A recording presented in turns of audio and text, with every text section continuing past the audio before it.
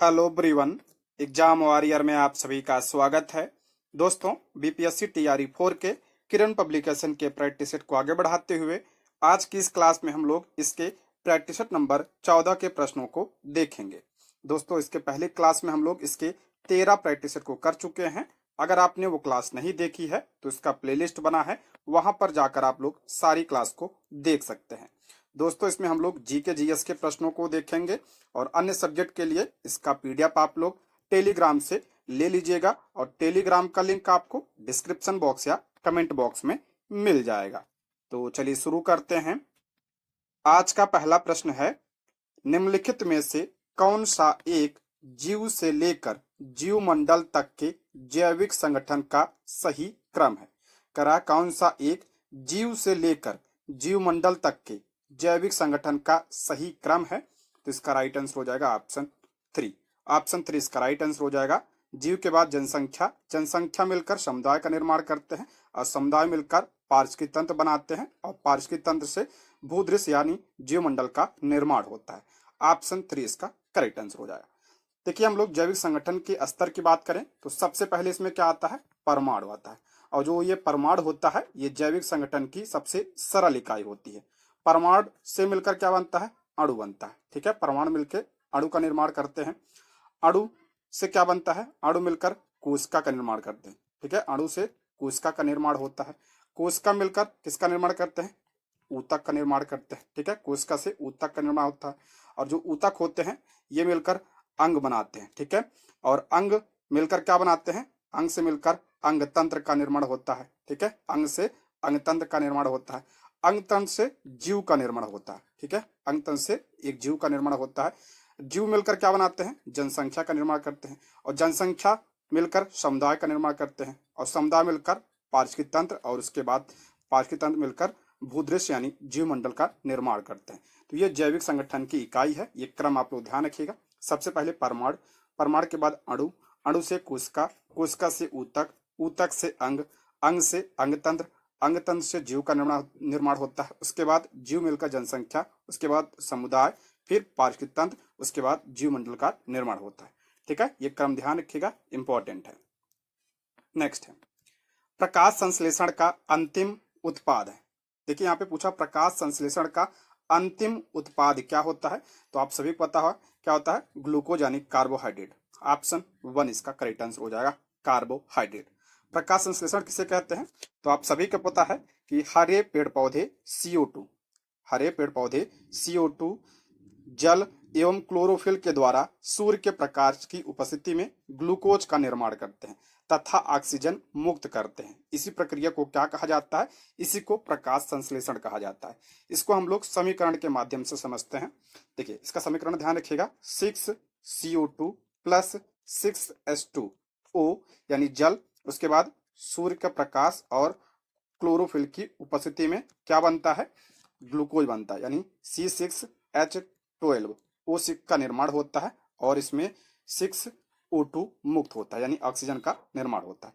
और ये जो 6C6H12O6 होता है, यही आपका क्या होता है? प्रकाश संश्लेषण का उत्पाद होता है। ठीक है, उत्पाद जिसे ग्लूकोज कहते हैं और यही क्या होता है? कार्बोहाइड्रेट होता है। और ये जो ऑक्सीजन होता है, ये ध्यान रखिएगा, ये प्रकाश संश्लेषण का उप उत्पाद होता है। ठीक है, ये उत्पाद नहीं होता, उप उत्पाद होता है प्रकाश संश्लेषण का। तो इसमें पूछा कौन सा उत्पाद है? तो ग्लूकोज यानी कार्बोहाइड्रेट। तो ऑप्शन 1 इसका करेक्ट आंसर होगा। ये समीकरण आप लोग जरूर ध्यान रखिएगा। ठीक है, नेक्स्ट, मीथेन निम्नलिखित में से किससे उत्सर्जित होता है? जो मीथेन गैस होती है, पूछ रहा किससे उत्सर्जित होता है? पहला है केवल धान के खेत से। देखिए, धान के खेत से भी होता है, दीमक से भी इसका निर्माण होता है। ठीक है, इसका उत्सर्जन होता है और बायोमास जलाना, इससे भी मीथेन गैस निकलती है। तो ऑप्शन 4 इसका राइट आंसर हो जाएगा, उपयोग में से एक से अधिक। ऑप्शन 4 इसका करेक्ट आंसर हो जाएगा। और जो ये मीथेन होती है ये ज्वलनशील गैस होती है। ठीक, नेक्स्ट है, विद्युत जोड़ बनाने में सोल्डरिंग ऑपरेशन में आमतौर पर सोल्डर के रूप में कौन सी सामग्री का उपयोग किया जाता है? करा विद्युत जोड़ बनाने में सोल्डरिंग ऑपरेशन में आमतौर पर सोल्डर के रूप में किसका प्रयोग किया जाता है? तो सीसा और टिन का प्रयोग किया जाता है। ऑप्शन 2 सीसा और टिन। नेक्स्ट बढ़ते हैं, जल का शुद्धतम रूप होता है। जल का शुद्धतम रूप पूछ रहा है, इसमें कौन सा होता है? तो वर्षा जल। वर्षा जल क्या होता है, शुद्ध होता है, लेकिन जब बाद में वातावरण में आता है, वायुमंडल के संपर्क में आता है, तो गैसों की वजह से ये अशुद्ध हो जाता है। लेकिन जो वर्षा जल होता है क्या होता है, शुद्ध होता है। ऑप्शन क्या हो जाएगा, 3 इसका करेक्ट आंसर हो जाएगा। और आप सभी को पता है शुद्ध जल का पीएच मान कितना होता है, तो पीएच मान 7 होता है, यानी जल क्या होता है, ये जल उदासीन होता है। ठीक है, तो ऑप्शन 3 इसका राइट आंसर हो जाएगा।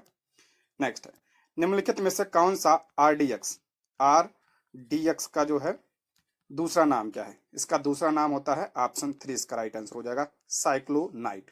ठीक है, आरडीएक्स का दूसरा नाम है साइक्लोनाइट। नेक्स्ट है, वेल्डिंग में प्रयुक्त गैस, वेल्डिंग जो होता है इसमें कौन सी गैस प्रयुक्त होती है, तो इसमें ऑक्सीजन और एसिटिलीन का प्रयोग होता है। ऑप्शन 3 ऑक्सीजन और एसिटिलीन गैस का प्रयोग होता है वेल्डिंग में। नेक्स्ट है, निम्नलिखित में से किससे बनी पोशाक खाना बनाते समय पहनना सुरक्षित है। करा किससे बनी पोशाक जो है खाना बनाते समय पहनना सुरक्षित है, तो कपास से बनी पोशाक यानी कॉटन से बनी पोशाक को पहनना जो है सुरक्षित है। ऑप्शन क्या हो जाएगा, 3 इसका करेक्ट आंसर हो जाएगा। नेक्स्ट, रात्रि दूरदर्शी उपकरण में किस प्रकार के तरंगों का उपयोग किया जाता है।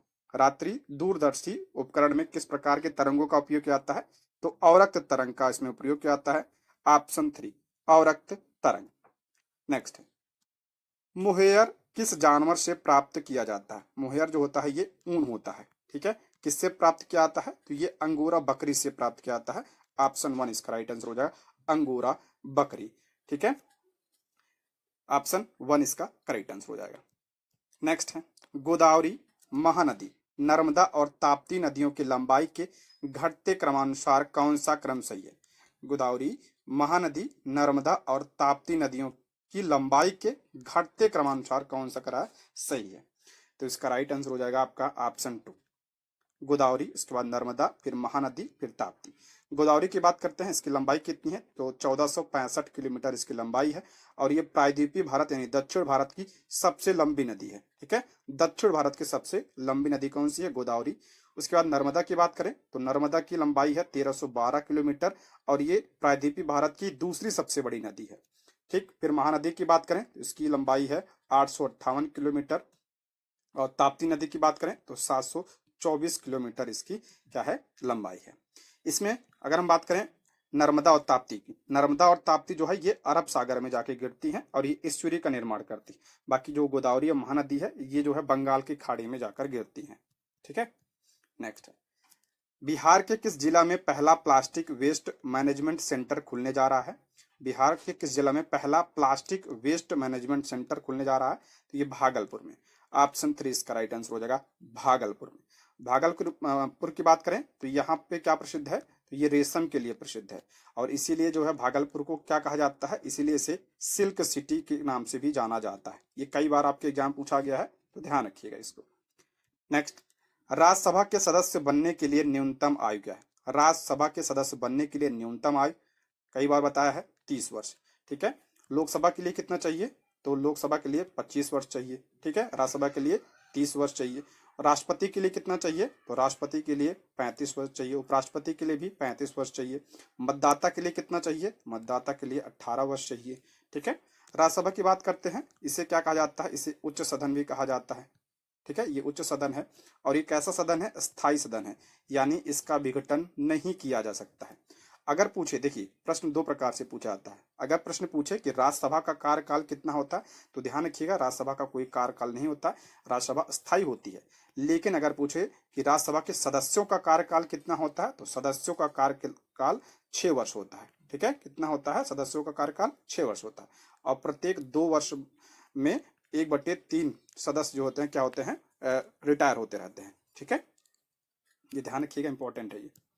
नेक्स्ट, हमारे सौर मंडल का सबसे छोटा ग्रह कौन सा है। सबसे छोटा ये बुध है, ऑप्शन 2 इसका करेक्ट आंसर हो जाएगा। सबसे बड़ा अगर पूछे तो सबसे बड़ा बृहस्पति है। ठीक है, क्रम देख लेते हैं, क्रम कई बार पूछा जाता है। देखिए सूर्य है, सूर्य से सबसे नजदीक ग्रह कौन सा है, बुध है। बुध के बाद कौन सा है, शुक्र है। शुक्र के बाद कौन, पृथ्वी। पृथ्वी के बाद कौन सा है, मंगल है। ठीक है, उसके बाद बृहस्पति ग्रह है। बृहस्पति के बाद शनि ग्रह है। शनि के बाद अरुण है, फिर क्या है, वरुण है। देखिए बुध, शुक्र, पृथ्वी और मंगल, ये जो चारों ग्रह हैं, बुध, शुक्र, पृथ्वी और मंगल, इसे क्या कहा जाता है, इसे आंतरिक ग्रह कहा जाता है। ठीक है, ये क्या है, आंतरिक ग्रह है। और ये जो है इसे पार्थिव ग्रह भी कहा जाता है, और ये चट्टानों से बने होते हैं। और ये जो बृहस्पति, शनि, अरुण और वरुण, ये जो चारों ग्रह हैं, इसे बाह्य ग्रह भी कहा जाता है। ठीक है, बाह्य ग्रह कहा जाता है, और ये गैस से बने होते हैं, इसलिए इसे गैसीय ग्रह के नाम से भी जाना जाता है। ये ध्यान रखिएगा, पूछा गया आपके एग्जाम में। बुध, शुक्र, पृथ्वी, मंगल ये आंतरिक ग्रह, बाकी बृहस्पति, शनि, अरुण और वरुण ये बाह्य ग्रह इन्हें कहा जाता है। ठीक, सबसे नजदीक कौन सा है सूर्य के? बुध है। सबसे दूर कौन सा है? तो वरुण है। ठीक है, ये क्रम जरूर ध्यान रखिएगा, आपके एग्जाम के लिए इंपॉर्टेंट है ये। सबसे बड़ा ग्रह कौन सा? बृहस्पति। सबसे छोटा ग्रह आपका बुध है। नेक्स्ट पढ़ लेते हैं। निम्नलिखित का मिलान करें। सबसे मिलान करना है इसमें। पॉलीथीन दिया है, मेलामाइन, पॉलिएस्टर और नायलॉन। पॉलीथीन की बात करें तो पॉलीथीन आपका थर्मोप्लास्टिक होता है। मेलामाइन ये थर्मोसेटिंग प्लास्टिक होता है। पॉलिएस्टर ये पॉलीएथिलीन टेरेफ्थलेट होता है। और जो नायलॉन होता है, चट्टानों पर चढ़ने की रस्सी का निर्माण इससे किया जाता है, नायलॉन। और इसका प्रयोग जो है पैरासूट वगैरह बनाने में भी किया जाता है। ठीक है, नेक्स्ट बढ़ते हैं। भारत के राज्य प्रतीक में से शब्द सत्यमेव जयते लिया गया है। सत्यमेव जयते इंपॉर्टेंट है, ये कहाँ से लिया गया है? तो ये उपनिषद से लिया गया। और किस उपनिषद से लिया गया ये भी ध्यान रखिएगा। तो ये मुंडको उपनिषद से लिया गया है। ठीक है, मुंडको उपनिषद से यह लिया गया है। और ये जो मुंडको उपनिषद है, ये किस वेद का उपनिषद है? तो ये अथर्ववेद का उपनिषद है। ठीक है, अथर्ववेद का उपनिषद है मुंडको उपनिषद। नेक्स्ट बढ़ते हैं। विश्व का कौन सा देश रबर का सबसे बड़ा उत्पादक है? रबर का सबसे बड़ा उत्पादक देश कौन सा है? तो थाईलैंड है। Option 3 Thailand. अगर भारत में पूछे, भारत में सबसे ज्यादा रबर का उत्पादन कहाँ पे होता है? तो केरल में होता है। ठीक है, और ये जो रबर का वृक्ष है, ये ध्यान रखिएगा, ये उष्ण कटिबंधी वर्षा वन का उदाहरण है। ठीक है, जो सदाबहार वन होते हैं उसके उदाहरण है ये रबर का वृक्ष। उदाहरण पूछा जाता है, इंपॉर्टेंट है, ध्यान रखिएगा। नेक्स्ट, सप्तर्षि मंडल को पश्चात देशों में किस नाम से जाना जाता है? सप्तर्षि मंडल को जो है अन्य देशों में किस नाम से, यानी पश्चात वेस्टर्न कंट्री में किस नाम से जाना जाता है? तो इसे जो है बिग डिपर के नाम से भी जाना जाता है। ऑप्शन 3 इसका राइट आंसर हो जाएगा। नेक्स्ट बढ़ते हैं। निम्नलिखित में से कौन सा कर्क रेखा के सबसे निकट है? कर्क रेखा के सबसे निकट पूछ रहा है, इसमें कौन सा है? तो इसमें से कर्क रेखा के निकट रांची है। ऑप्शन 2 इसका राइट आंसर हो जाएगा। कर्क रेखा की बात करें तो 23.5 डिग्री उत्तरी अक्षांश को क्या कहा जाता है? कर्क रेखा कहा जाता है। अच्छा, आप लोग कमेंट बॉक्स में बताइए कि कर्क रेखा भारत के कितने राज्यों से होकर गुजरती है? कर्क रेखा भारत के कितने राज्यों से होकर गुजरती है, ये आप लोग कमेंट बॉक्स में जरूर बताइएगा। ठीक है, कमेंट जरूर करिएगा आप लोग। नेक्स्ट है, किसकी उपस्थिति की वजह से रक्त वाहिकाओं में प्रवाहित रक्त थक्का नहीं बनता है? इंपॉर्टेंट है ये। करा किसकी उपस्थिति की वजह से जो रक्त वाहिकाओं में जो रक्त होता है वो जमता नहीं है? तो किसकी वजह से? तो हेपरिन की वजह से नहीं जमता। ठीक है, हेपरिन की वजह से जो हमारे शरीर में रक्त होता है वो जमता नहीं है। ठीक है, इंपॉर्टेंट है ये। अच्छा, प्रश्न ऐसे पूछा जाता है कि रक्त के थक्के बनने में सहायक विटामिन कौन सा है? ठीक है, रक्त का थक्का बनाने में सहायक विटामिन ध्यान रखिएगा, तो विटामिन के सहायक होता है। ठीक, विटामिन के। नेक्स्ट है, विडाल टेस्ट यानी जो परीक्षण होता है, विडाल टेस्ट होता है किस रोग की पहचान के लिए किया जाता है? अगर आपको टाइफाइड हो तो आपको जो है विडाल टेस्ट कराना होता है। ऑप्शन 3 इसका राइट आंसर हो जाएगा, टाइफाइड। और ये जो टाइफाइड होता है किसकी वजह से होता है? तो ये बैक्टीरिया की वजह से होता है। ठीक है, बैक्टीरिया की वजह से। कौन सा बैक्टीरिया, ये भी ध्यान रखिएगा। तो सालमोनेला सालमोनेला टाइफी बैक्टीरिया की वजह से होता है ये। सालमोनेला टाइफी बैक्टीरिया की वजह से होता है टाइफाइड, और इसके लिए जो है विडाल टेस्ट करवाया जाता है। नेक्स्ट, 1824 में ग्रीन हाउस इफेक्ट के विषय में किसने बताया? ग्रीन हाउस इफेक्ट यानी प्रभाव के बारे में किसने बताया था? तो बताया था का आपका जोसेफ फॉरियर ने बताया था। ऑप्शन 2 इसका राइट आंसर हो जाए। ग्रीन हाउस गैसों की बात करें तो इसमें पूछा जाता है कौन कौन सी हैं? तो कार्बन डाइऑक्साइड हो गया आपका, मेथेन हो गया, ठीक है, नाइट्रस ऑक्साइड हो गया, जलवाष्प हो गया, ये सब जो क्या है? ग्रीन हाउस गैसें हैं। नेक्स्ट, औषधियां कैफीन, टैनिन, निकोटीन है। करा जो कैफीन है, टैनिन है, निकोटीन है, ये क्या होते हैं? तो ये अल्कलाइड्स होते हैं। ऑप्शन 3 इसका राइट आंसर हो जाएगा। नेक्स्ट, 19वीं सदी के अंत में कौन सा देश सबसे बड़ी औपनिवेशिक शक्ति के रूप में उभरा? 19वीं सदी के अंत में कौन सा देश सबसे बड़ा औपनिवेशिक शक्ति के रूप में उभरा था? तो ब्रिटेन उभरा था। ऑप्शन 3 इसका राइट आंसर हो जाएगा। ब्रिटेन ने कई सारे देशों पर राज किया था उस समय। नेक्स्ट, सबसे लंबी तटरेखा वाला भारतीय राज्य है, सबसे लंबी तटरेखा वाला भारतीय राज्य कौन सा है? तो गुजरात है। ऑप्शन 3 इसका राइट आंसर। और सबसे छोटी तटरेखा किस राज्य की है? तो गोवा राज्य की। ठीक है, गोवा की सबसे छोटी है, सबसे लंबी गुजरात की। कोशिका का पावर हाउस किसे कहा जाता है? सभी पता, माइटोकॉन्ड्रिया को कहा जाता है कोशिका का पावर हाउस। ऑप्शन 2 इसका करेक्ट आंसर हो जाएगा। कोशिका भित्ति की बात कर लेते हैं, ये ध्यान रखिएगा, ये सिर्फ पादप में पाई जाती है, सिर्फ पादप में पाई जाती है, ये जंतु कोशिका में नहीं पाई जाती है, कई बार पूछा गया है ये। राइबोसोम की बात करते हैं तो इसे प्रोटीन फैक्ट्री के नाम से भी जाना जाता है। ठीक है, इसे प्रोटीन फैक्ट्री कहा जाता है राइबोसोम को। नेक्स्ट, हमारे देश में किसी राज्य के राज्यपाल की नियुक्ति कौन करता है? पहला जो है, राज्यपाल की नियुक्ति कौन करता है? तो राज्यपाल की नियुक्ति हमारे जो राष्ट्रपति होते हैं वो करते हैं, यानी भारत के राष्ट्रपति। ऑप्शन 1 आर्टिकल 155 में है ये। ठीक है, नेक्स्ट, भारतीय अर्थव्यवस्था एक समीक्षा, सरकार के पहले अग्रिम अनुमान के मुताबिक चालू वित्त वर्ष में भारत की अर्थव्यवस्था कितने फीसदी की दर से बढ़ रही है? देखिए, पुराना करंट अफेयर है ये 2024-25 के आर्थिक समीक्षा की बात हो रही है इसमें, तो उस समय 7%। अगर बात करें 2000 जो नया आर्थिक समीक्षा है उसके अकॉर्डिंग कितना है? तो 6.3 से लेकर 6.8 तक जो है बढ़ने की अर्थव्यवस्था हमारी बढ़ रही है, जीडीपी ग्रोथ। ठीक है, ऑप्शन इसमें हो जाएगा 1। नेक्स्ट है, निम्नलिखित में से किसमें मुख्यतः कार्बोहाइड्रेट होता है? किसमें मुख्यतः कार्बोहाइड्रेट होता है? देखिए, गेहूं में भी होता है, जौ में भी होता है, चावल में भी होता है, लेकिन इसमें पूछा मुख्यतः किसमें होता है, तो इसमें इस बुक में 3 दिया है, वैसे 4 अगर लगाएंगे तो ज्यादा सही होगा। गेहूं में भी होता है, जौ में भी होता है, चावल में भी होता है। ऑप्शन 4 बेटर होगा इसमें। नेक्स्ट है, बिहार का प्रमुख मुस्लिम अच्छा प्रथम मुस्लिम विजेता कौन था? बिहार का प्रथम मुस्लिम विजेता मैंने बताया था, बख्तियार खिलजी। ऑप्शन 3, और इसी ने जो है नालंदा विश्वविद्यालय को ध्वस्त किया था, जलाया था। ठीक है, नेक्स्ट है, ब्रिटिश हाउस ऑफ कॉमन्स के लिए चुने गए पहले भारतीय दादा भाई नौरोजी थे, उन्होंने किस पार्टी के टिकट पर चुनाव लड़ा था? इंपॉर्टेंट है, मैंने बताया भी है ये। ब्रिटिश हाउस ऑफ कॉमन्स के लिए चुने जाने वाले पहले भारतीय कौन थे, ये भी प्रश्न पूछा जाता है। तो दादा भाई नौरोजी थे। और ये किस पार्टी से चुने गए थे? तो ये लिबरल पार्टी से चुने गए थे। ऑप्शन 1 इसका करेक्ट आंसर हो जाएगा, लिबरल पार्टी। और ये कब चुने गए थे वहां पे? तो 1892 ईस्वी में। सन भी ध्यान रखिएगा, इंपॉर्टेंट है।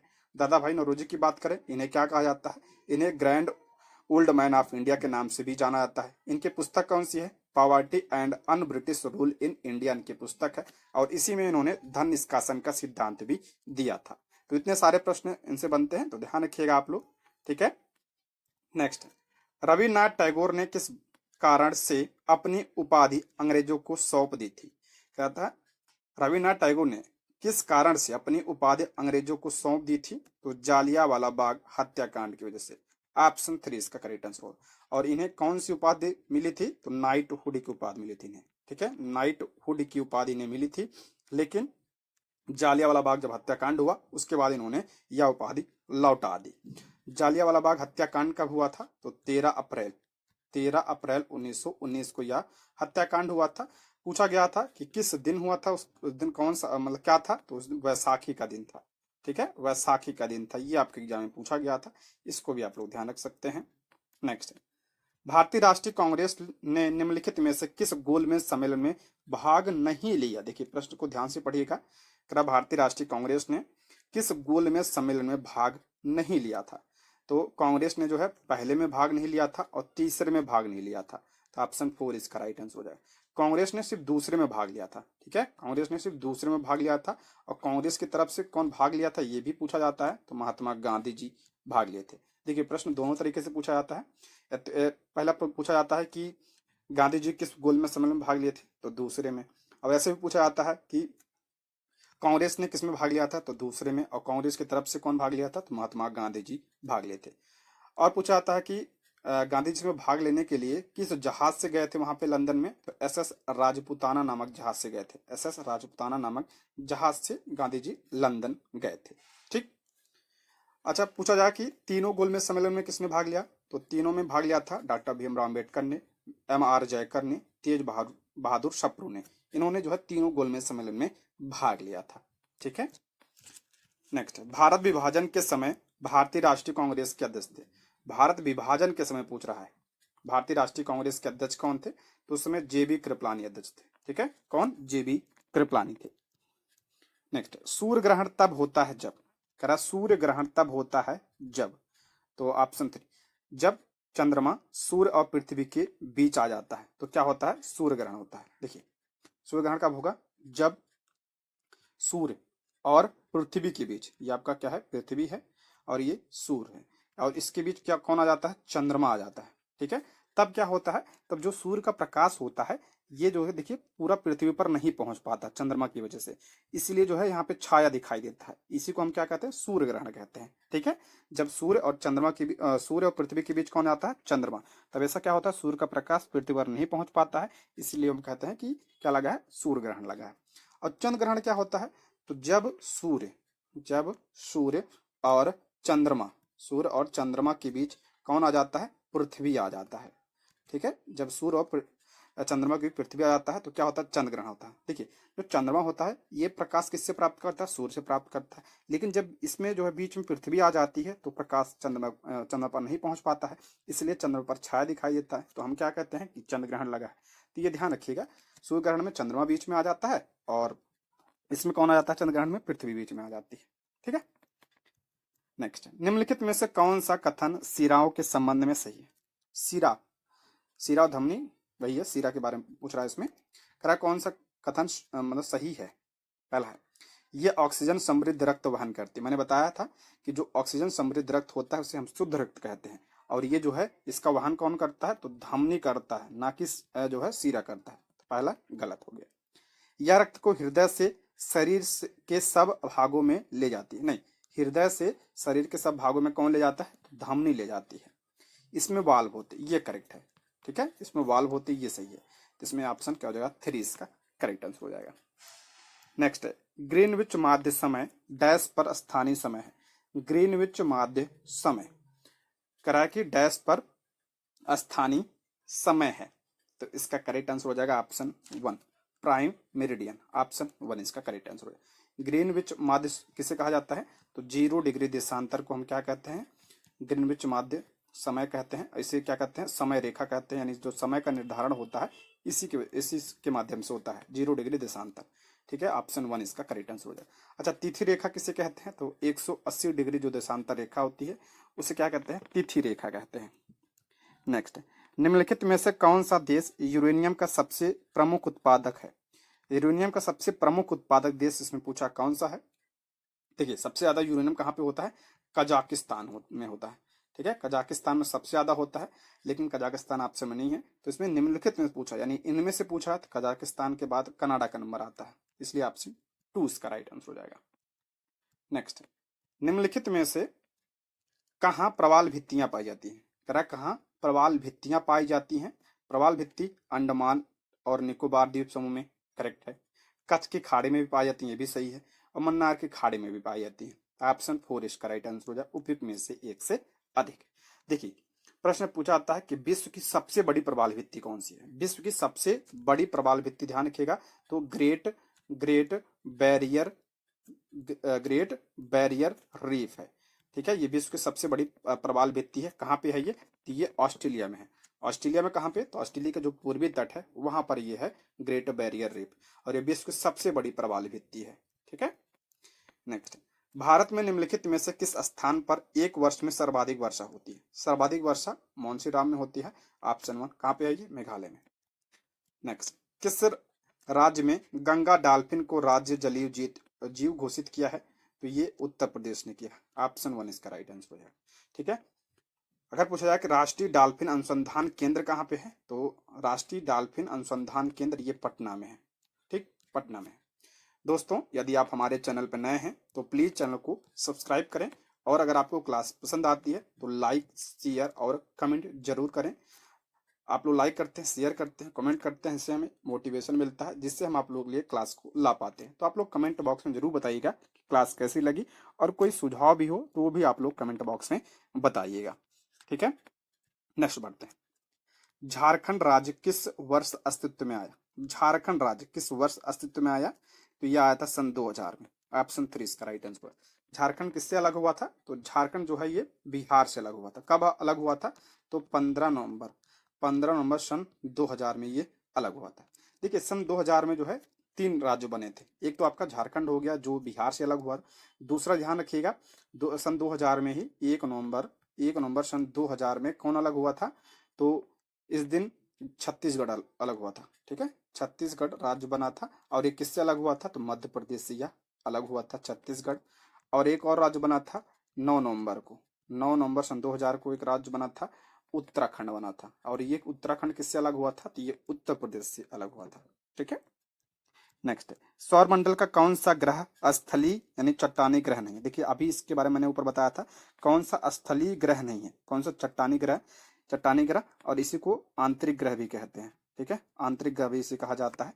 तो कौन सा इसमें पूछ रहा है? नहीं है, तो शनि नहीं है। ऑप्शन क्या हो जाएगा? 3 इसका राइट आंसर हो जाएगा शनि।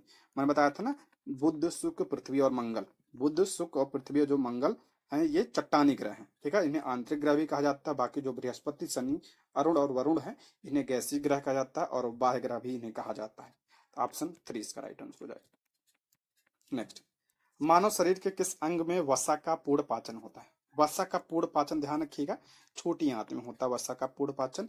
ऑप्शन 1 इसका राइट आंसर हो जाएगा। अच्छा, पूछा है कि वसा का इमल्शीकरण कहाँ पे होता है? वसा का इमल्शीकरण कौन करता है, इसे पूछा जाता है। तो पित्तरस करता है। जो पित्तरस होता है ये वसा को छोटे छोटे टुकड़ों में बांट देता है। इसी को क्या कहते हैं? इसे वसा का इमल्शीकरण कहते हैं। ठीक है, और जो पित्तरस होता है इसका स्राव कहाँ से होता है? तो यकृत से इसका स्राव होता है। और ये जो है इकट्ठा कहाँ पे होता है पित्तरस? ये पित्ताशय में इकट्ठा होता है। ठीक है, स्राव कहाँ से? यकृत से। इकट्ठा कहाँ? पित्ताशय। कार्य क्या है? तो वसा का इमल्शीकरण और वसा का पूर्ण पाचन छोटी आंत में। नेक्स्ट, जीव के निम्नलिखित कार्य हैं, दिए गए विकल्पों में सही उत्तर का चयन कीजिए। जीव के कार्य पूछा, लार निकालना नहीं, ये जीव का कार्य नहीं होता है। अलग से लार ग्रंथियां होती हैं। शर्करा को माड़ में बदलना ये भी गलत है। स्वाद का पता करना ये करेक्ट है। जीभ में जो होती है स्वाद ग्रंथियां होती हैं, इससे क्या होता है? स्वाद का पता चलता है। ऑप्शन क्या हो जाएगा इसका? सी इसका राइट आंसर हो जाएगा। नेक्स्ट, आजादी से पहले भारत के किस आजादी से पहले भारत के किस क्षेत्र को ब्लैक वाटर के नाम से जाना जाता था? ब्लैक वाटर यानी काला पानी, आपने सुना होगा ना, काला पानी की सजा। तो ये अंडमान और निकोबार द्वीप समूह। ऑप्शन क्या हो जाएगा? 2 इसका राइट आंसर। यहाँ पे ध्यान रखिएगा, एक ज्वालामुखी है यहाँ पे, कौन सा? बैरन द्वीप जो, ठीक है, बैरन द्वीप ज्वालामुखी है। ये क्या है? भारत का एकमात्र सक्रिय ज्वालामुखी है जो अंडमान निकोबार द्वीप समूह में है। नेक्स्ट, वैश्विक ग्राम की अवधारणा का विकास किस पर आधारित है? वैश्विक ग्राम की अवधारणा का जो विकास है किस पर आधारित है ये? तो ये आपका परिवहन और संचार विकास। ऑप्शन 3। और ये जो है विचारधारा किसने दिया था अवधारणा? तो ये मार्शल मैकलुहान ने दिया था। ठीक है, मार्शल मैकलुहान ने यह विचार दिया था। नेक्स्ट, पुरुषों और महिलाओं को समान वेतन देने वाला विश्व का पहला देश कौन सा? पुरुषों और महिलाओं को समान वेतन देने वाला पहला देश कौन बना है? तो आइसलैंड बना है। ऑप्शन 1। नेक्स्ट बढ़ते हैं, मैं देश की सेवा करने के लिए हमेशा तैयार हूं, लेकिन मेरी पूजा का हकदार सत्य है जो मेरे देश से भी ऊपर है। अपने देश को ईश्वर की तरह पूजने का मतलब है उसे अभिशाप देना। यह कथन किसका है? तो ये रविन्द्रनाथ टैगोर का कथन है। ऑप्शन 3 इसका राइट आंसर हो गया। रविन्द्रनाथ टैगोर की बात करें तो इन्होंने किसकी रचना की है? राष्ट्रगान की रचना की है, राष्ट्रगान की। आप लोग कमेंट बॉक्स में बताइए कि पहली बार राष्ट्रगान कब गाया गया था, ये कमेंट जरूर करिए, मैंने बताया है। रविन्द्रनाथ टैगोर को जो है 1913 में नोबेल पुरस्कार मिला था गीतांजलि के लिए। ठीक है, पहले भारतीय बने थे ये। नेक्स्ट है, अम्लीय वर्षा वनस्पति को नष्ट कर देती है क्योंकि इसमें होता है, मोस्ट इंपॉर्टेंट है, अम्लीय वर्षा वनस्पति को नष्ट कर देती है क्योंकि इसमें होता है, जिसमें सल्फ्यूरिक एसिड होता है, नाइट्रिक एसिड भी होता है। तो ऑप्शन 4 इसका राइट आंसर हो जाएगा। देखिए, अम्लीय वर्षा के कारक बहुत इंपॉर्टेंट आपकी बार पूछा गया था, इसके कारक क्या होते हैं? तो 3 कारक बहुत इंपॉर्टेंट है, आप लोग 2 ही जानते हैं लेकिन ध्यान के 3 होता है। SO2 यानी सल्फर डाइऑक्साइड, NO यानी नाइट्रोजन ऑक्साइड, और आपका तीसरा है CO2 यानी कार्बन डाइऑक्साइड। ठीक है, ये आपका 3 है। जब SO2 यानी सल्फर डाइऑक्साइड जल के साथ क्रिया करता है तो क्या बनाता है? H2SO4 बनाता है यानी सल्फ्यूरिक अम्ल बनता है। जब नाइट्रोजन ऑक्साइड जल के साथ क्रिया करता है तो क्या बनाता है? तो HNO3 बनता है यानी नाइट्रिक एसिड बनता है। और जब जो है जल के साथ ये CO2 क्रिया करता है तो क्या बनाता है? तो ये बनता है आपका H2CO3 बनता है यानी कार्बोनिक अम्ल का निर्माण होता है इससे। ये भी आपका क्या है? अम्ल। तो ये तीनों क्या है? अम्लीय वर्षा के कारक हैं। नेक्स्ट बढ़ते हैं। डैश युद्ध के दौरान वीरता के विशिष्ट कार्यों को प्रदर्शित करने के लिए दिया जाने वाला सर्वोच्च सैन्य अलंकरण यानी सर्वोच्च सैन्य पुरस्कार वीरता के लिए, तो आपका कौन सा है? परमवीर चक्र है। ऑप्शन 3 इसका राइट आंसर हो जाएगा। और इसकी शुरुआत जो है 26 जनवरी 1950 को हुई थी। और पहला किसे दिया गया था? पहला परमवीर चक्र तो मेजर सोमनाथ शर्मा को दिया गया था। ठीक है, मेजर सोमनाथ शर्मा को पहला यह पुरस्कार दिया गया था। नेक्स्ट, निम्नलिखित में से किस देश को भारत के साथ अंतर्राष्ट्रीय सीमा नहीं है? किस देश की भारत के साथ अंतर्राष्ट्रीय सीमा नहीं है पूछ रहा है। पाकिस्तान सीमा बनाता है, बांग्लादेश भी, भूटान भी। इसमें पूछ रहा कौन सा नहीं है, तो ऑप्शन 5 इसका राइट आंसर हो जाएगा। ठीक है, ऑप्शन 5 उसमें से कोई नहीं, सभी सीमा बनाते हैं। नेक्स्ट, आप रात्रि के आकाश में सितारों और कृत्रिम उपग्रहों के बीच अंतर कैसे कर पाएंगे? अगर आप रात्रि के आकाश में सितारों और कृत्रिम उपग्रह यानी जो सैटेलाइट है के बीच अंतर कैसे कर पाएंगे? जो तारे होते हैं क्या होते हैं? टिमटिमाते हैं, उपग्रह नहीं। ऑप्शन 1 इसका राइट आंसर है। अच्छा, ये जो तारे टिमटिमाते हैं ये किसकी वजह से होता है? तो ये वायुमंडलीय अपवर्तन की वजह से होता है। ये आपका जो TRE 3 का एग्जाम रद्द हुआ था उसमें पूछा गया था।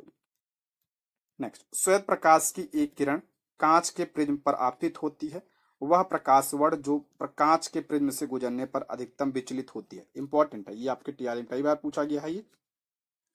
तो कौन सा सबसे ज्यादा विचलित होती है? बैगनी। देखिए, जब श्वेत प्रकाश की किरण को प्रिज्म से गुजारा जाता है तो ये 7 रंगों में विभाजित हो जाती है, जिसे हम लोग क्या कहते हैं? विबजोर के नाम से जानते हैं। ठीक है, और सबसे ज्यादा कौन सी विभाजित होती है? तो सबसे ज्यादा जो है बैगनी, और सबसे कम कौन सी? तो लाल रंग विभाजित होती है। ठीक है, सबसे ज्यादा बैगनी, सबसे कम पूछा जाए तो लाल रंग। ध्यान रखिएगा, बैगनी का जो तरंग दैर्घ्य होता है, तरंग दैर्घ्य इसका क्या होता है? सबसे कम होता है। ठीक है, तरंग दैर्घ्य कम होता है, और लाल का तरंग दैर्घ्य सबसे ज्यादा होता है। प्रकीर्णन की बात करें तो लाल का प्रकीर्णन सबसे कम होता है और बैगनी का प्रकीर्णन सबसे ज्यादा होता है।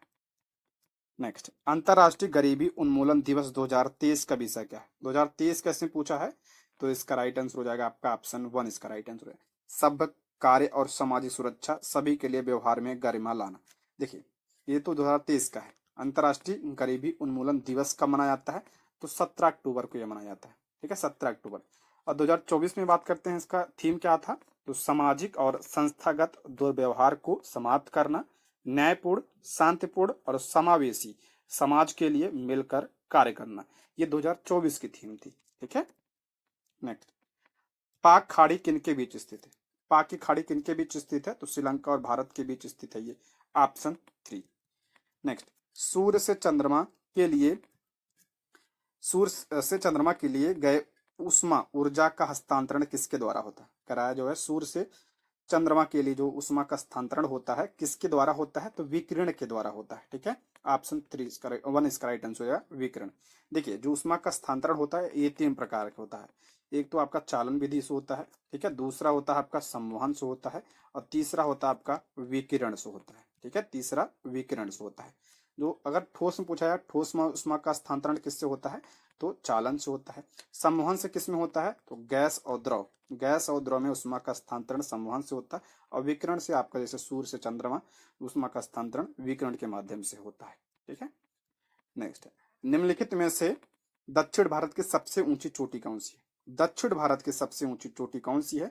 तो अनाईमुड़ी सबसे ऊंची चोटी है दक्षिण भारत की, यानी प्रायद्वीपीय भारत की। और इसकी ऊंचाई कितनी है? तो 2695 मीटर लगभग इसकी ऊंचाई है। ऑप्शन 2 इसका राइट आंसर है। दोदा बेट्टा की बात करें तो ये नीलगिरी की सबसे ऊंची चोटी है। नीलगिरी की सबसे ऊंची चोटी है, और ये जो है दक्षिण भारत की दूसरी सबसे ऊंची चोटी है। ठीक है, दोदा बेट्टा। ये गुरु शिखर की बात करें तो ये अरावली की सबसे ऊंची चोटी है। अरावली की सबसे ऊंची चोटी है गुरु शिखर। नेक्स्ट है, निम्नलिखित में से कौन से वृक्ष में अपस्थानिक मूल पाई जाती है? कौन से वृक्ष में अपस्थानिक जड़ें पाई जाती हैं? तो बरगद के वृक्ष में अपस्थानिक जड़ें पाई जाती हैं। आपने देखा होगा बरगद के पेड़ में जो है क्या होती हैं? जड़ें लटकती रहती हैं, उसे क्या कहते हैं? अपस्थानिक जड़ कहते हैं। ऑप्शन 3। नेक्स्ट है, RM वर्ड और जेम्स थॉमसन कौन सी भू राजस्व व्यवस्था से संबंधित है? करा RM वर्ड और जेम्स थॉमसन कौन सी भू राजस्व व्यवस्था से संबंधित है? तो ये महालवाड़ी से संबंधित है। ऑप्शन 2 इसका राइट आंसर होगा महालवाड़ी। अस्थायी बंदोबस्त की बात करें तो ये कब लागू हुआ था? 1793। मोस्ट इंपॉर्टेंट है। और स्थायी बंदोबस्त का जनक किसे कहा जाता है? तो लॉर्ड कॉर्नवालिस को माना जाता है स्थायी बंदोबस्त का जनक, कॉर्नवालिस को। ठीक है, ये 1793 में लागू हुआ था। और ये कितने भाग पर लागू हुआ था? तो ये 19% भाग पर लागू हुआ था अस्थायी बंदोबस्त। रैयतवाड़ी की बात करें तो इसके जो जनक किसे माना जाता है? तो टॉमस मुनरो। ठीक है, टॉमस मुनरो को माना जाता है। और ये सर्वाधिक क्षेत्र पर लागू था, 51% ये क्षेत्र पर उस समय लागू था। ठीक। और महालवाड़ी की बात करें तो ये 30% क्षेत्र पर लागू था, महालवाड़ी। ठीक है, सबसे ज्यादा रैयत, उसके बाद आपका महालवाड़ी, फिर अस्थायी बंदोबस्त। नेक्स्ट, माघ बिहू 14 और 15 जनवरी को मनाया जाता है। इसे किस राज्य के लोग मनाते हैं? बिहू यहाँ जुड़ा है तो असम, ऑप्शन 2 असम में। नेक्स्ट, रासायनिक परिवर्तन के साथ होते हैं। जो रासायनिक परिवर्तन होता है उसके साथ क्या होता है? देखिए, रासायनिक परिवर्तन में नए प्रकार के पदार्थ का निर्माण होता है। ठीक है, नए पदार्थ इसमें जो बनते हैं। निकाय की एंथैल्पी में परिवर्तन होता है। पदार्थ के रासायनिक गुणों में भी परिवर्तन होता है। ये आपका क्या है? रासायनिक परिवर्तन है। ऑप्शन क्या हो जाएगा? पूरे इसका राइट आंसर हो जाएगा। जैसे दूध से दही बनना, ये क्या है? रासायनिक परिवर्तन के उदाहरण है। नेक्स्ट है, किसने कहा था कि भारतवर्ष तलवार के बल पर जीता गया था और तलवार के बल पर ही उसे ब्रितानी कब्जे में रखा जाएगा? किसने कहा था कि भारतवर्ष तलवार के बल पर जीता गया था और तलवार के बल पर ही उसे ब्रिटानी यानी ब्रिटेन के कब्जे में रखा जाएगा? तो ये कहा था आपका लॉर्ड एल्गिन ने। ऑप्शन 2 इसका राइट आंसर है। लॉर्ड एल्गिन की बात करें तो ये 1894 से लेकर 1899 तक भारत का क्या था? वायसराय था। नेक्स्ट, किसने बैक्टीरिया जनित बीमारी की खोज की? देखिए, यहाँ पे बैक्टीरिया की खोज नहीं पूछ रहा है, बैक्टीरिया जनित बीमारी पूछ रहा है। तो ये आपका लुई पास्चर ने इसकी खोज की थी। ऑप्शन 1 इसका राइट आंसर हो जाएगा। अच्छा, पूछा जाएगा बैक्टीरिया की खोज किसने किया था? सिर्फ बैक्टीरिया? तो बैक्टीरिया की खोज किया था ल्यूवेन हॉक ने किया था। ठीक है, ल्यूवेन हॉक ने इसकी खोज की थी बैक्टीरिया की। लेकिन बैक्टीरिया जनित बीमारी की खोज लुई पास्चर ने की थी।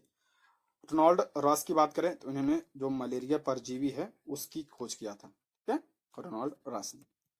नेक्स्ट, जब कोई वस्तु मुक्त रूप से पृथ्वी की ओर गिरती है तो उसकी कुल ऊर्जा, करा कोई वस्तु मुक्त रूप से पृथ्वी की ओर गिरती है तो उसकी कुल ऊर्जा क्या होती है? नियत रहती है। ऑप्शन 3। नेक्स्ट, कौन सा तत्व दूध के दांतों और लाइम स्टोन में पाया जाता है? कह रहा कौन सा तत्व जो दूध के दांत होते हैं और लाइम स्टोन में पाया जाता है? तो ध्यान रखिएगा, कौन सा पाया जाता है? कैल्शियम पाया जाता है दूध के दांत में। ठीक है, कैल्शियम। तो ऑप्शन में नहीं है, तो ऑप्शन 5 इसका राइट आंसर हो जाएगा। नेक्स्ट, वर्ष 2023 के शांति नोबेल पुरस्कार से किसे सम्मानित किया गया? देखिए, 2023 का पूछा है इसमें, तो इसमें हो जाएगा, इसका करेक्ट आंसर हो जाएगा ऑप्शन 2 नरगिस मोहम्मदी। इन्हें 2023 में दिया गया था। अब 2024 का ध्यान रखिएगा, 2024 में शांति का नोबेल पुरस्कार किसे मिला? तो एक जापानी संगठन है, उसका नाम है निहोन निहोन हिडान हिडानके हिडानक्यो हिडानक्यो है। ठीक है, हिडानक्यो, निहोन हिडानक्यो, ये जापानी संगठन है, उससे मिला है 2024 का नोबेल पुरस्कार। नेक्स्ट, अनुच्छेद 370 और 35A हटाने के बाद भारत के किन दो क्षेत्रों में केंद्र शासित प्रदेशों का दर्जा मिला? सभी को पता है, जम्मू कश्मीर और लद्दाख को मिला है। ठीक है, ऑप्शन 3। नेक्स्ट है, अमेजन धरती के फेफड़े जो वर्तमान में अग्निग्रस्त हैं, इन वनों का मुख्य भाग किस देश में? अमेजन पूछ रहा है, इसका जो है मुख्य भाग किस देश में है? तो मुख्य भाग इसका ब्राजील में है। ऑप्शन 1। देखिए, जो अमेजन वन है ये 9 देशों में फैला हुआ है। ठीक है, कौन कौन से देश? तो ब्राजील हो गया, Peru, Colombia, Venezuela, Ecuador, Bolivia, Guyana, Suriname और फ्रेंच गुयाना में फैला। लेकिन इसका मुख्य भाग पूछा है तो मुख्य भाग ब्राजील में है। और इसे जो है अमेजन वन को धरती का फेफड़ा कहा जाता है। नेक्स्ट, निम्नलिखित में से कौन सा एक कारक पृथ्वी की सतह पर तापमान के वितरण को प्रभावित नहीं करता है? कौन सा एक कारक है जो पृथ्वी की सतह पर तापमान यानी टेम्परेचर के वितरण को प्रभावित नहीं करता है? तो भूकंप नहीं करता है। ऑप्शन 1। बाकी अक्षांशीय स्थिति, समुद्र तल से ऊंचाई, ये तापमान जो है प्रभावित करते हैं, लेकिन भूकंप नहीं करता है। ऑप्शन 1। नेक्स्ट, निम्नलिखित में से कौन से विटामिन की अल्पता के कारण सूखा रोग होता है? सूखा रोग यानी रिकेट्स किसकी वजह से? तो विटामिन डी की कमी से होता है। और विटामिन डी का रासायनिक नाम कैल्शिफेरॉल होता है। आप लोग कमेंट बॉक्स में बताइए कि विटामिन ए, विटामिन सी की कमी से कौन सा रोग, रासायनिक नाम भी बता दीजिए तो अच्छा है, कई बार बताया मैंने। नेक्स्ट, एशियाई खेलों के इतिहास में जैवलिन थ्रो में स्वर्ण पदक जीतने वाली पहली भारतीय महिला एथलीट कौन है? तो ये है आपका अन्नू रानी, ऑप्शन 1। नेक्स्ट, भारत के प्रधानमंत्री की नियुक्ति कौन करता है? प्रधानमंत्री की यहाँ पे नियुक्ति पूछा है, ध्यान रखिएगा, प्रधानमंत्री की नियुक्ति होता है, प्रधानमंत्री का चुनाव नहीं होता है, ठीक है, प्रधानमंत्री का चुनाव नहीं होता है, ठीक है। नियुक्ति कौन करता है प्रधानमंत्री की? तो राष्ट्रपति करता है, ऑप्शन 1, भारत का राष्ट्रपति करता है। नेक्स्ट, अंतः शोषण तभी होता है जब वायुमंडलीय दाब से फेफड़े का दाब डैश हो। अंतः शोषण तभी होता है जब वायुमंडलीय दाब से फेफड़ों का दाब क्या होता है? कम हो, तब होता है, ऑप्शन 1। नेक्स्ट, वर्ष 2024 के गणतंत्र दिवस समारोह के मुख्य अतिथि कौन थे? 2024 का इसमें पूछा है, तो उस समय जो है इमैनुअल मैक्रोन थे, ऑप्शन 2। 2025 की बात करें, यानी 76वें गणतंत्र दिवस समारोह की बात करें 2025 में, इसके मुख्य अतिथि कौन थे? तो इंडोनेशिया के राष्ट्रपति प्रोबोवो प्रोबोवो सुबियांतो थे, ठीक है, प्रोबोवो सुबियांतो जो है 76वें गणतंत्र दिवस समारोह के क्या थे? मुख्य अतिथि, और ये इंडोनेशिया के राष्ट्रपति हैं। नेक्स्ट, एकमात्र प्रजाति जिनमें नर बच्चों को जन्म देता है, कह रहा एकमात्र प्रजाति जिसमें नर क्या होते हैं? ये बच्चों को जन्म देते हैं, तो क्या है? समुद्री घोड़ा, ये मछली होता है समुद्री घोड़ा, ऑप्शन 3। नेक्स्ट, राज्य के राज्यपाल को अध्यादेश जारी करने की शक्ति प्रयुक्त की जा सकती है। राज्य के राज्यपाल को अध्यादेश जारी करने की शक्ति प्रयुक्त की जा सकती है, किसके माध्यम से? तो मतलब की जा सकती है किस विषय पर? तो राज्य एवं समवर्ती सूची पर जो राज्यपाल है ये अध्यादेश जारी कर सकता है, ऑप्शन 3 इसका करेक्ट आंसर हो जाएगा, ठीक है, समवर्ती सूची पर और राज्य सूची पर। नेक्स्ट है, वाहन की गति मापने के लिए उपयोग किया जाने वाला साधन कौन सा? इंपॉर्टेंट है, बीपीएससी के द्वारा कई बार पूछा गया है। वाहन की गति किससे मापी जाती है? तो स्पीडोमीटर से नापी जाती है, स्पीडोमीटर से। अच्छा, ओडोमीटर की बात करें तो ओडोमीटर से क्या नापा जाता है? तो तय की गई दूरी मापी जाती है, वाहन के द्वारा तय की गई दूरी मापी जाती है। और फोटोमीटर से तो प्रकाश के गुणों को मापा जाता है, फोटोमीटर से।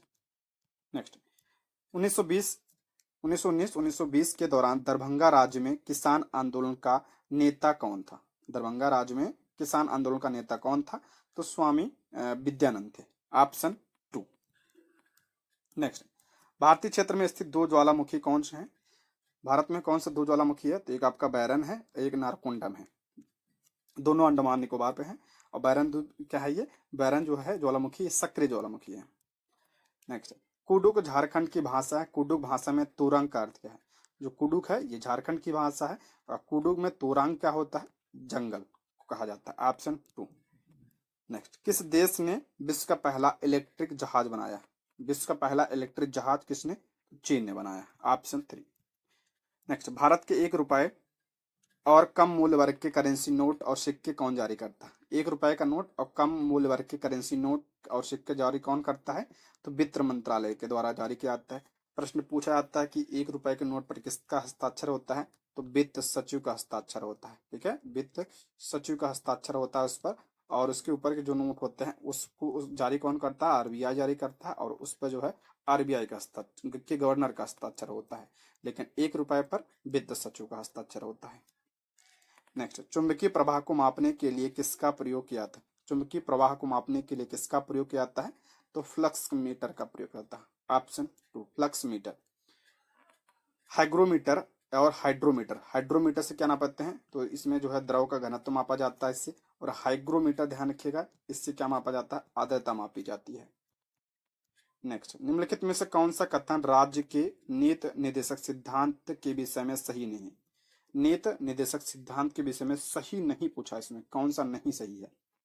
पहला, यदि कोई राज्य राज्य के नीति निर्देशक सिद्धांतों को लागू नहीं करता तो उसके विरुद्ध न्यायालय में मामला दायर किया जा सकता नहीं, मामला दायर नहीं किया जा सकता है, ठीक है। दूसरा है, गांधीवाद की राज्य गांधीवाद भी राज्य के नीति निर्देशक सिद्धांत का एक तत्व है, ये बिल्कुल सही है। नीति निर्देशक तत्व आयरलैंड के संविधान से लिए, ये भी सही। तो इसमें पूछ रहा कौन सही नहीं है? तो ऑप्शन 1 इसका राइट आंसर, पहला सही नहीं है इसमें, ठीक है। और जो डीपीएसपी है कहाँ से लिया गया? आयरलैंड के संविधान से लिया गया है। और इसमें गांधीवाद के तत्व भी हैं। और किस भाग में है? तो ये भाग 4 में है। आर्टिकल की बात करें तो 36 से लेकर 51 में इसका उल्लेख किया गया है। नेक्स्ट, स्वामी विवेकानंद ने बेलूर में रामकृष्ण मिशन की स्थापना किस वर्ष की? रामकृष्ण मिशन की स्थापना जो है 1897 में स्वामी विवेकानंद ने किया था, ठीक है, ऑप्शन 3। नेक्स्ट, पन्नालाल घोष किस वाद्य यंत्र से संबंधित है? पन्नालाल घोष किस वाद्य यंत्र से संबंधित है? ये बांसुरी से संबंधित है। ठीक है, बांसुरी से, पन्नालाल घोष बांसुरी से संबंधित है। नेक्स्ट है, आजकल किसान अनाजों की बाली से दानों को निम्नलिखित में से किस यंत्र से अलग करते हैं? आजकल किसान अनाजों की बाली से दानों को निम्नलिखित में से किस यंत्र से अलग करते हैं? तो थ्रेसर से, ऑप्शन 2। नेक्स्ट है, बादलों और पृथ्वी के बीच बिजली के निकलने की प्रक्रिया का कारण है? बादलों और पृथ्वी के बीच बिजली के निकलने की प्रक्रिया का कारण क्या है? तो अपरोहण है, ऑप्शन 3। नेक्स्ट, भारत में कृषि फसलों के लिए न्यूनतम समर्थन मूल्य यानी जो एमएसपी होता है, ये कौन तय करता है? एमएसपी, तो एमएसपी तय करता है, तो ऑप्शन 3, कृषि लागत और मूल्य आयोग के द्वारा इसे तय किया जाता है। ऑप्शन 3 इसका राइट आंसर हो जाएगा। यहाँ पे नाबार्ड दिया है, पूछा था नाबार्ड की स्थापना कब हुई थी? तो 12 जुलाई 1882 को इसकी स्थापना हुई थी नाबार्ड की। किस समिति की सिफारिश पर? तो शिवरामन समिति की सिफारिश पर जो है इसकी स्थापना हुई थी। इसको भी आप लोग ध्यान रखिएगा। ठीक है दोस्तों, ये रहे आज के प्रश्न। क्लास कैसी लगी कमेंट बॉक्स में आप लोग जरूर बताइएगा और चैनल को सब्सक्राइब भी जरूर कर लीजिएगा। ठीक है, थैंक यू फॉर वॉचिंग।